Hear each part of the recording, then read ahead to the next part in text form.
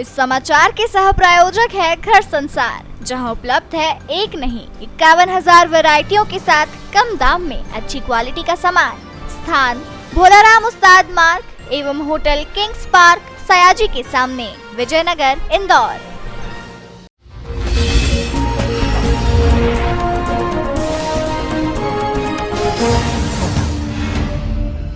मध्य प्रदेश की राजनीति में आप के बाद अब बाप की एंट्री हो गई है।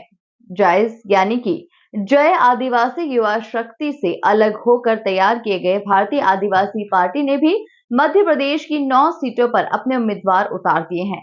ऐसे में जयस जैसे आदिवासी संगठन का अस्तित्व खतरे में नजर आ रहा है। मालवा निमाड़ जैसे आदिवासी बाहुल्य क्षेत्र में आदिवासियों को इकट्ठा कर सामाजिक संगठन के रूप में मैदान में उतरी जयस यानी जय आदिवासी युवा शक्ति संगठन के अलग अलग टुकड़े होते नजर आ रहे हैं। इसी कड़ी में मध्य प्रदेश, राजस्थान और गुजरात में जयस से जुड़े आदिवासियों ने जयस से अलग होकर अपना नया संगठन बाप यानी कि भारतीय आदिवासी पार्टी नामक एक नया संगठन तैयार किया है। पार्टी ने बाकायदा अपने 9 प्रत्याशी भी मैदान में उतार दिए हैं। इंदौर में आयोजित पत्रकार वार्ता में बाप के राष्ट्रीय महामंत्री राजेंद्र असलकर ने बताया कि जयस से जुड़े आदिवासियों ने सामाजिक क्षेत्र में काम कर रहे जयस जैसे संगठन से अलग होकर अपनी नई पार्टी का गठन किया है, जिसका मध्य प्रदेश में चुनाव चिन्ह ऑटो दिया गया है। उन्होंने कहा कि जयस से जुड़े नेताओं ने सरकार में रहते हुए आदिवासियों की आवाज नहीं उठाई, बल्कि विपक्ष में बैठकर आदिवासियों के हितों का सौदा कर दिया, जबकि भाजपा और कांग्रेस ऊपर से अपने प्रत्याशी तय करते हैं और हमारी पार्टी में जनता ही प्रत्याशी का चयन करती है। यदि हमारे प्रत्याशी जीत कर आते हैं तो जो सरकार आदिवासियों के हितों को आगे रखकर काम करेगी, उन्हें समर्थन दिया जाएगा। सर, भारत आदिवासी पार्टी के लगभग 30 कैंडिडेट हैं, जो उम्मीदवार हैं, जो चुनाव में उतरने वाले हैं, जिसमें से 9 लोगों की प्रथम लिस्ट जारी हो चुकी है। अगली लिस्ट जो है वो भी जल्द आने वाली है। ऑलरेडी 30 से ज़्यादा सीटों पे आरक्षण था SC, ST और आदिवासी का, उसके बावजूद आपको अलग से पार्टी उतारना पड़ रहा है, क्या कारण? सर, इसका तो मैं एक ही जवाब दूंगा आपको कि जो सिलेक्शन और इलेक्शन वाला जो मामला है कि इतनी पार्टी होने के बाद भी जो ये विषय आया, तो इसमें जो वास्तविक आवाज़ है, रियल रिप्रेजेंटेशन है, जो वहाँ का वास्तविक नेतृत्व है, जो उनके बीच में रहता है, यदि वो हमारे बीच से चुन करके जाएगा तो कहीं ना कहीं हमको उससे उम्मीदों की ज़्यादा परसेंटेज वाली आशा है। इसमें भील प्रदेश की आपने मांग की है, क्या है और क्या कुछ खास भील प्रदेश के लिए आपने? सर, भील प्रदेश को लेकर मैं एक ही बात कहना चाहूँगा कि सन 1898 के विषय के बारे में बताना चाहूँगा, जिस समय हमारा सेपरेट एक नक्शा हुआ करता था। उसको आप देखेंगे, जानेंगे तो आपको समझ में आएगा। जो भील बाहुल्य इलाका है, या साफ शब्दों में कहूँ कि जहाँ जहाँ भील राजा है, जैसे आप मध्य प्रदेश में जग्गू भील जाबुआ की नगरी, अलीराजपुर आलिया भील की नगरी, इस तरह के जितने भी भील राजाओं का जो इलाका है वो भील प्रदेश रहा है। राजस्थान जाएंगे तो बांसवाड़ा बांसिया भील का, ना डूंगर बरंडा भील का डूंगरपुर मिलेगा आपको, कुशलगढ़ कुशल कटारा भील का है। तो हमारा महाराष्ट्र और राजस्थान, मध्य प्रदेश, गुजरात के जो भी भील राजा वाला इलाका है उसको मिला करके हम एक भील प्रदेश की मांग कर रहे हैं, जो पहले से सेपरेट था। और ये मांग मेरी नहीं है, ये स्वर्गीय दिलीप सिंह भुरिया जी भी इस बात को कह करके गए हैं, उसी बात को हम आगे बढ़ा रहे हैं। मतलब जयस को लेकर भी काफी टीका टिप्पणी की है आपने अपने प्रेस नोट में, क्या कहेंगे?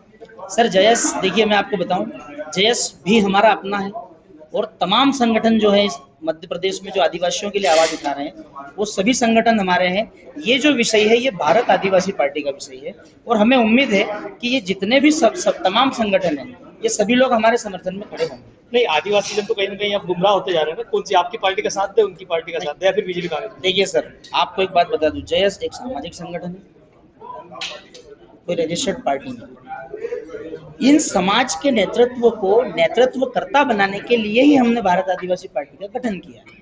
वो एक सामाजिक संगठन है और वो सामाजिक संगठन बना रहे, इसीलिए हम लोगों ने इसका निर्माण किया। सर, आपने तमाम तरह का जिक्र किया घटनाओं का, जो आदिवासियों पर अत्याचार हो रहे हैं, घटना हो रही है इसमें, लेकिन सीएम साहब ने पैर धोए थे, जो उस घटना का जिक्र नहीं है इसमें। देखिए सर, मैं आपको बता दूं, सीधी का जो आप जिस बारे में बता रहे हैं, पेशाब कांड वाला मामला आप बता रहे हैं सीधी का, आपने उसको पैर धोते हुए जो आपने बताया है ना, आप पेशाब करने वाले युवक को देखेंगे और जो पैर धोते वाला युवक है उसको अगर अपन थोड़ा सा ध्यान से देखेंगे तो कहीं ना कहीं उन दोनों व्यक्ति के अंदर एक अंतर समझ में आता है।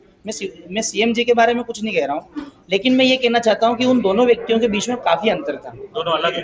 हो सकता है। आप सकता नहीं, आप कह रहे हैं, आरोप है कि देखो मैं वही बोल रहा हूँ कि अब वहाँ का जो कांड हुआ, उस व्यक्ति को आप देखेंगे, उसका एक शारीरिक आकार देखिए और इस व्यक्ति को देखिए, थोड़ा सा कहीं ना कहीं अंतर आपको नजर आएगा। सिर्फ शंका जाहिर कर रहे हैं, हाँ बस वही मैं आपको नहीं है आप। मैं श्योर ना उनको ये कह रहा हूँ कि वो हमारे लिए गलत है या हम उनके प्रति गलत भावना, ऐसा नहीं है। मैं केवल एक चीज बता रहा हूँ कि उन दोनों में अगर हम देखेंगे तो कहीं ना कहीं हमें अंतर नजर आ रहा है। सत्ताधारी दल बीजेपी ही रही है, तो क्या इन मुद्दों को भी आप निकालोगे विकास के मुद्दों के साथ सामने? बिल्कुल निकालेंगे सर। कहीं प्रेस नोट में नहीं लिखा, इसलिए बोल रहा हूँ। नहीं वो ये जो घटनाओं वाले मुद्दे हैं, जो आप घटना वाले मुद्दे पूछ रहे हैं, वो वाले मुद्दे सर, इन मुद्दों को लेकर के तो हम सत्ताधारी पार्टी के सामने कई बार गए हैं, आंदोलन भी हुए हैं, कई दफा हमने किए हैं। और ये संभवतः अगर सत्ता जब थी उनके हाथ में तब हम उसके लिए आवाज उठा रहे थे, तो आगे भी संभवतः हम इसमें आगे बढ़ते रहेंगे और आवाज उठाते रहेंगे।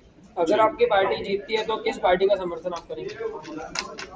सर, पार्टी जीतती है तो पार्टी की जो उद्देश्य हैं, जो भी उनके हम जिन उद्देश्यों को लेकर के आगे बढ़ रहे हैं, उन उद्देश्यों का हम आपस में बैठ करके चर्चा करेंगे और जो व्यक्ति हमारी बातों को स्वीकार करता है उसके साथ हम मिलकर के उन उद्देश्यों को पूरा करने की कोशिश करेंगे। प्रत्याशियों के लिए क्या क्या प्राथमिकताएं हैं? आप जो कैंडिडेट कर रहे हो, क्या क्या देख रहे हो कि कितनी पढ़ाई होना चाहिए, क्या क्या काबिलियत देख रहे हैं? सर, हमारे बीच में जो प्रत्याशी हैं उसमें लगभग सब ग्रेजुएट हैं, पोस्ट ग्रेजुएट हैं, कुछ लोग तो गवर्नमेंट एम्प्लॉय थे जो काफ़ी समय से छोड़ करके सामाजिक कार्यों में आ गए हैं। तो इसमें सभी लोग लगभग जितने भी साथी हैं सब ग्रेजुएशन में हैं और हमारी जो पार्टी से जो लोग उतर रहे हैं वो सब टोटल ग्रेजुएट हैं।